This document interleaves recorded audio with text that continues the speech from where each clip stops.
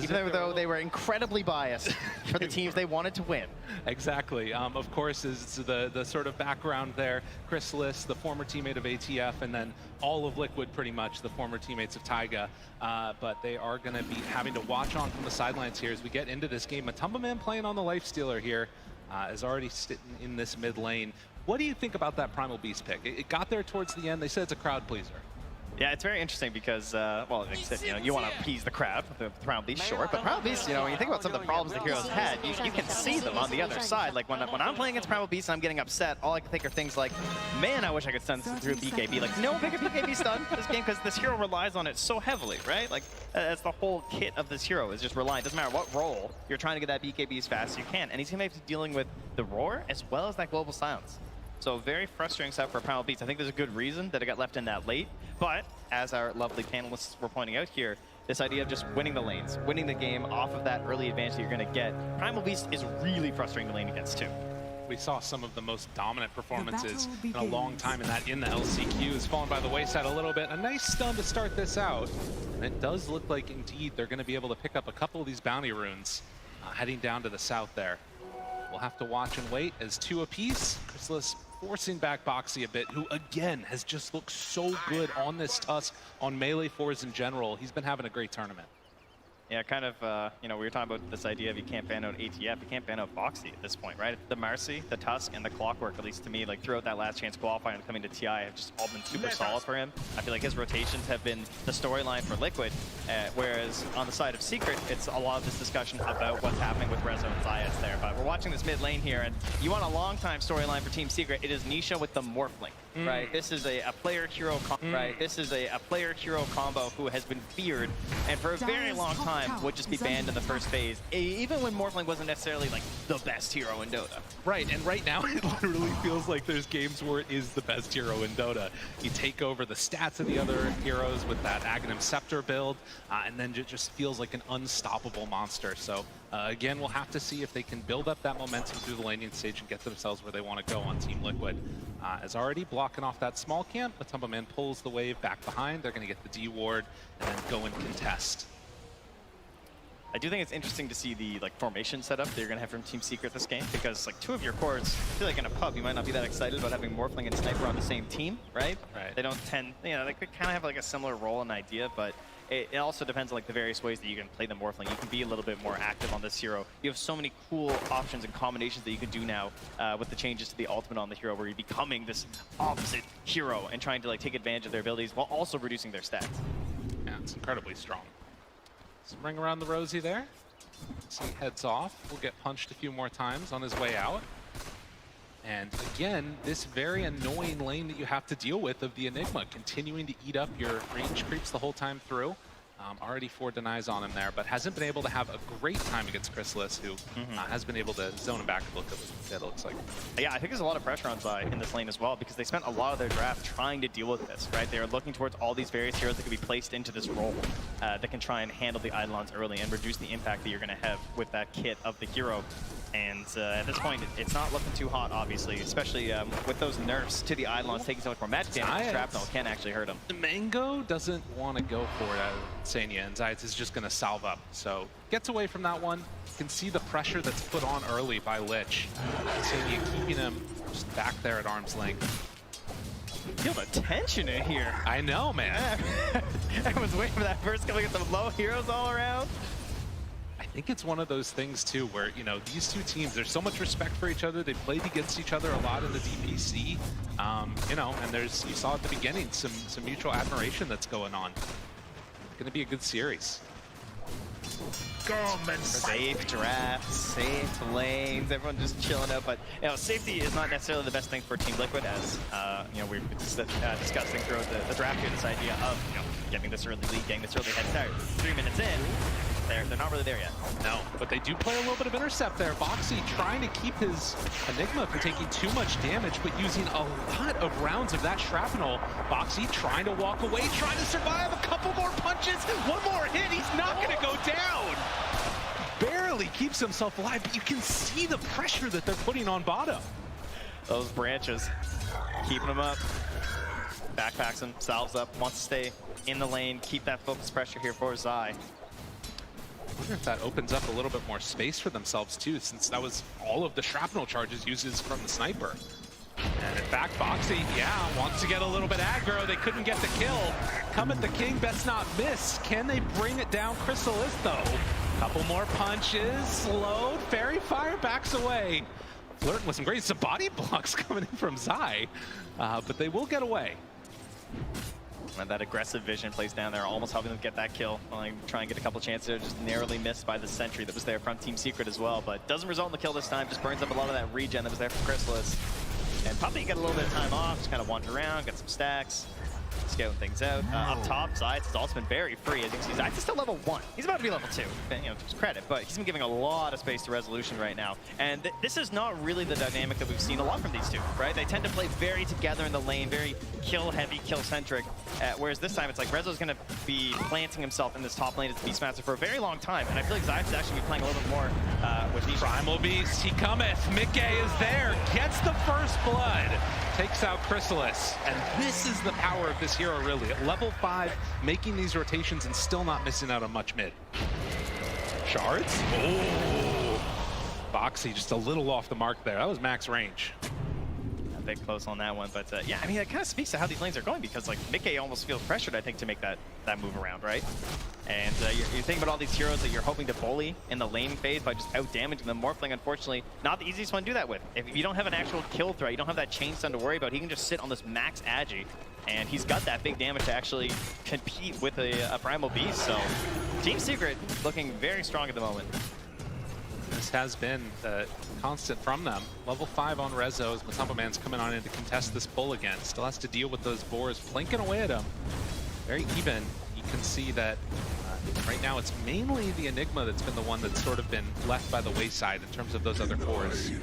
Likewise, though, bringing down that sniper's net worth with all those denies. Dire are scanning. They're going to move towards the river here, though, as they try and contest the Radiant's runes. top tower Is going to spawn top. Couple punches. Nisha right there. DD is very strong on Morph, but will manage to get out of there. Mickey gets the jump out. Zion still sticking around. And Blitz's going to be used. Boxy makes the move over. Radiant structures are Morphing with the DD. Yeah, right? So much damage the early on. Double stun. damage. Chase. Mickey in some trouble. Snowball to dodge the waveform. Keeps him alive. And Mickey's just going to head back home. Nice rotation as Boxy keeps that mid from going down. Yeah, going to find himself a bit of XP here on the Tusk. I do think it's important, as they are going to need some help rotating through these lanes. It's never going to hurt getting that XP early, but Nisha just keeps on going with that catapult. This is so much damage onto this mid tower with that TD in hand and keeping that catapult alive. They had a really good push onto that mid lane at just 7 minutes. Mickey hops on back, gives a free bottle over to Boxy. Gets a grab. Wait a minute, wait a minute. No. He's gonna get out of there, I think. He's trying to switch over strength for him. Snowball keeps him on him. Stun. Couple more punches coming from the tower. Mickey low. Puppey rotating in as well, but they aren't quite gonna be able to chase him down. And Boxy gonna try and TP out. No such luck with Nisha right on hand, but they're still too strong. Yeah, these so big strength heroes. very low on the damage right now, right? Like outside of the Morphling, you know, the actual damage being provided by a Nyx Assassin and the Silencer isn't too great right now when they're both such low level. So it was a good attempt, I think, from Liquid. I think they understand, again, that they really need these earlier kills, so trying to grab something like Nisha. Like, how often do you see a Morphling die that fast, right? Oh, yeah. Where you just get caught on that low strength. Now, chase into the trees. Throws down the shrapnel. Zai is maybe in a bit too far as he's going to get stunned in secret. Ready to turn this on to the Enigma. A couple more punches, and it is going to be enough. Zayak picks up the kill. Just the second kill of the game here in this slow burner right now. In this top lane, we have not seen a whole lot of, but obviously the top of the board is Matu. Sitting with almost 60 CS right now, but Rezo right up there alongside him. Yeah, 1,000 gold behind, true. But he's a very high level, 6.5 right now, because he's just had no support in his lane, much like these early rotations of Insania. But this rotation here should bear some fruit as the snowball will come out. But Boxy shards the high ground. Not quite this time. There's a tree in the way. So, Secret pick up another one. 2 on the board. And Rezo even making a little move over here.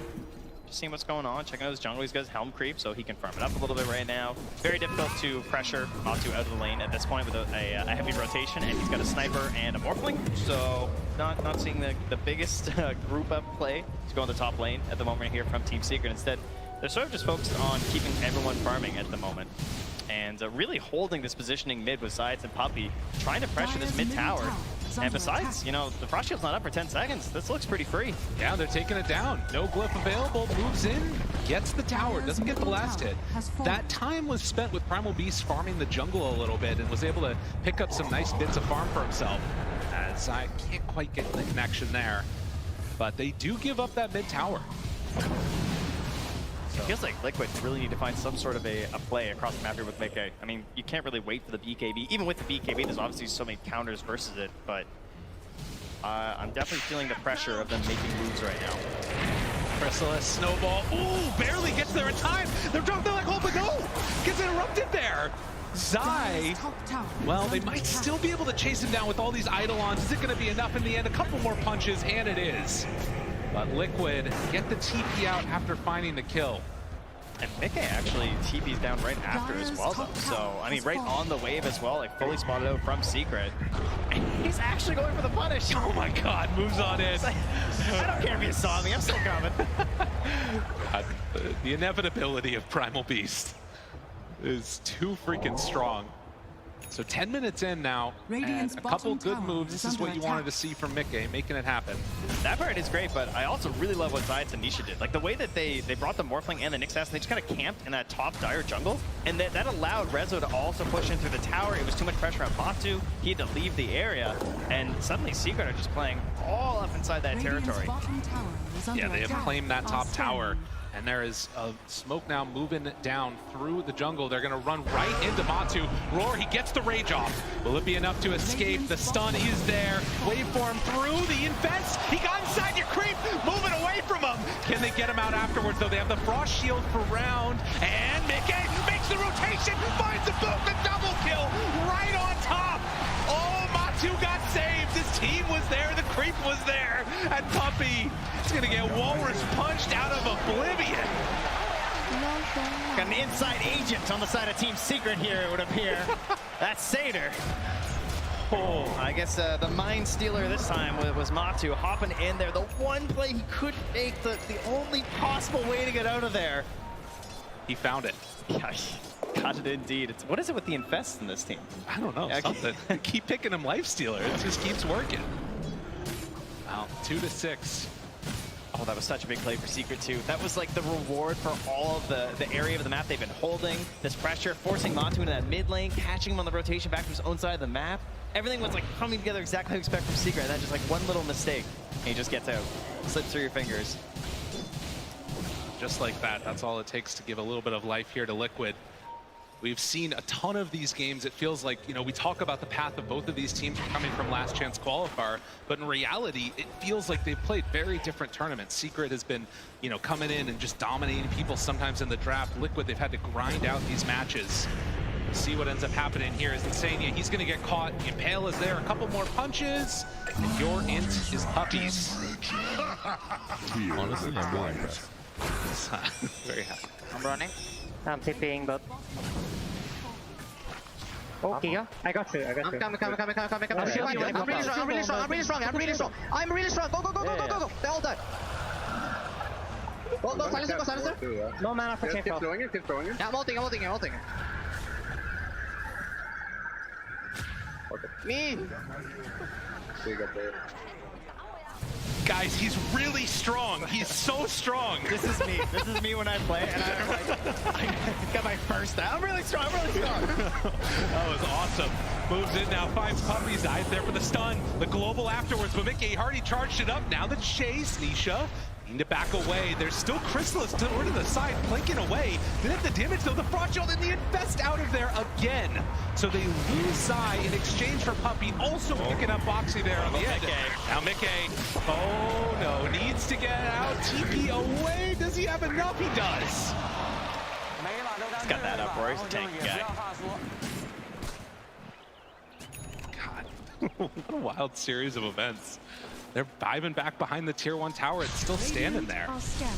Now that was Zai going down though, of course, as you know, looking for this Enigma to try and get those ores up, see if they can get a little bit of pressure moving in on the map right now. Expecting perhaps another smoke as well here from Team Secret at this point, right? We're almost 15 minutes in the game. We start moving back towards that top half of the map. People start thinking about Roche. Certainly very possible for Team Secret. Whenever you have Morphling and Beastmaster on your team, that is a lot of damage, right? That raw damage of the Morphling plus the attack speed of the Beastmaster can certainly cut through that pretty fast. And the help of the Hawks, the Boars, the Helm Creep, there's lots of vision to give you the confidence to go for that. Of course, added onto that eventually is going to need to be dealing with this Wraith pack, which is just about to be completed by the Enigma as well. So we'll see if Secret can make those moves that they need to. There is still another invasion coming in as they want to get aggro. They find resolution right on top of the trample, the Walrus punch, and one more round of onslaught. It's more than enough. Anisha, okay, turns into the Tuscan, now ready to battle. They've caught him caught here to the side. Insania trying to stop this one. Oh, the Chain Frost is bouncing, but not to who it needs to bounce to. Mickey does go down. Nisha in, looking for more. And Science with the wraparound. Oh, they're all on top of him. The back of the middle, he hits the rough, right on top, able to catch him. But Tumba Man trying to arm a toggle for all he's worth, but they're all falling. Secret keeps the pain train a-rolling as they all die. Now two carries hanging out. Grabs Matu's courier. Can he get out? Matu trying to run away. Nisha, I don't know if he has the damage for this, though. Crystals is being chased by Eidolons. He's trying to get there. He's trying to get out. He's high-fiving the tower and he's best out of there. Gets him away. What in the heck was that? Liquid are forcing these fights deep in the territory of Team Secret, and they are just committing all the rotations to come and get in there for the defense. And what an amazing carapace as well from Zeiss to cancel that black hole. Things getting perhaps a little bit dangerous with your Morphling actually getting in there. And Nisha after playing on that nice edge, but he picks up a lot of kills, and now he is firmly in control of the top of the board there. 8K net worth right now as he moves in towards that Manta. You can see some of the sort of woes of that laning stage, I think a little bit for Secret at least. Normally this would be the point where if Sniper is free to just plink away and start hitting you, you're all gonna die, but just didn't have that damage yet. He only has the Dragon Lance at this point. It's gonna need to come later on. Yeah, Liquid are playing like a team that had a lane lead. And they're trying to pressure and trying to play that game right now, but they didn't necessarily gain one. And plus the fact that you don't have this mid hero that plays off of like a Blink, you have a who plays off of BKB, and he just hit that right now, 16 minutes. Sanya again gonna drop. The Secret find that pickoff. 10 to 10. Here's 16 minutes in. We had a bit of a slow start in the laning stage, but it has been all action since then. Yeah, they don't really have red zone a great spot right now necessarily in terms of like trying to pressure the Roche, but that could be something with the next pickoff perhaps for Team Secret that they could be thinking about. And then of course you also have to consider that Team Liquid are very good at fighting in that space. It'll be a battle of the vision that's available for Team Secret. The cooldown of Global Silence is going to be very important for Puppey as well. It's going to be a lot of factors in play to decide who actually controls that part of the map and who has an opportunity to get that Aegis. I have bunching for you. Right now the vision is incredible from Team Secret, by the way. Excellent wards in combination with the Hawks means they're seeing pretty much everything Liquid are up to right now. And getting into that Manta style here pretty soon for the Morphling. Curious how quickly he wants to go in for that Aghanim Scepter. We've seen it a lot against the Agi carries, obviously still really good against these strength cores where you get to steal their status resistance away.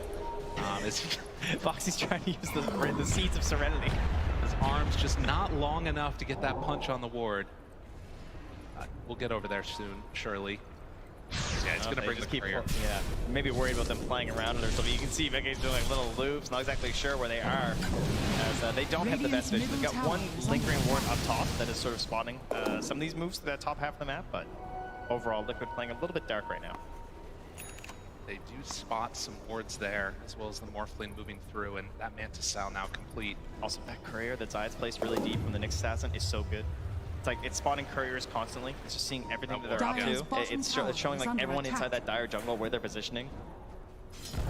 It's so strong. It's one of those things that like bounty hunters and Nyx Assassins can often get placed. Well, for now at least. They will just throw out a Spike Carapace there, trying to contest for the rune. Nisha picks up the illusion. And the Dire are scanning right now. That's how unsure they are of like what's happening right now, right? Yeah, they're behind him, but ready to go. Gotta watch this Carapace. It's level 4 right now.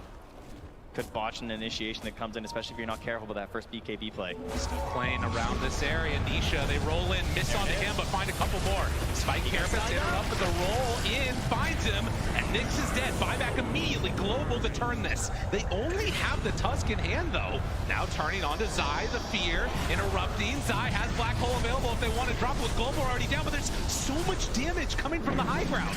He's just caught and killed. It did cost a couple buybacks, but Secret, they win that fight. The duality of Nisha's abilities on this Morphic as well, right? Like copying into the Primal Beast, charging, and he's becoming that body, and then charging in right after him is just the creeps coming in from Rezo, right? They're just like filling in this space. Chrysalis has a full-on vanguard of units and heroes ahead of him, gives him the space for the damage. You can see the inability of Zai to really play this engagement, and instantly for the prize of that victory, Secret heading towards Roche. Yeah, that is huge for them. So they're going to get this one out, and Liquid, obviously aware that this could have been happening after they won that fight, will split up and try and get the farm on. But again, this game feeling right now as if it's leaning towards Secret.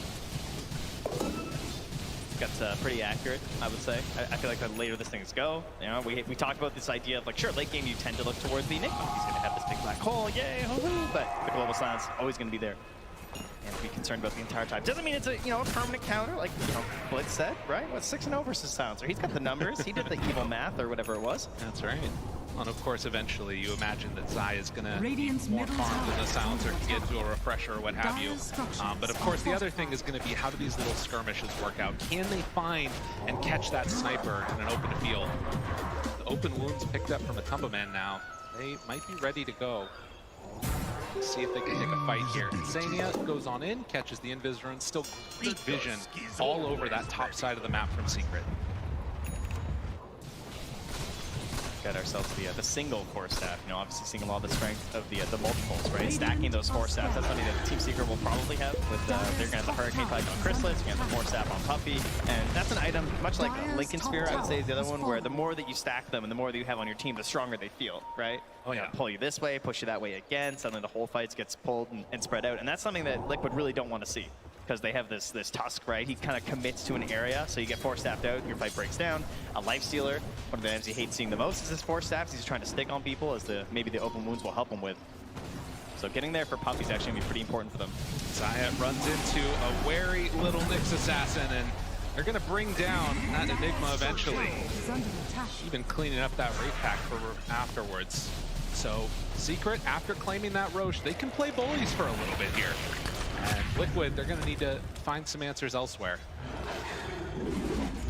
Thinks over that creep so he doesn't give up the bounty. Nicely played. So that Helm of the Overlord is done. At the very least, they will wind up keeping some of their vision in this area. Is that a Hurricane Pike as well for Nisha? Oh, damn. Okay. All right, we got movement all over the place now. They're going to have a triple 4-staffs here on the side of Team Secret once Puppey finishes his. It's done. Okay, triple 4-staff. So, oh no. Good luck, Matu. Yeah. You know what doesn't help you with that, though, is if you get caught in a big black hole. That's going to be the sort of go-to, I would imagine. See if it works out, though. Obviously still very tough. Snowball catches onto the creep. Tumbaman beats it up. Collects that bounty. Everyone came in for that one. They were a little concerned a fight was happening there. And, well, vision. The Hawk spotting these rotations through.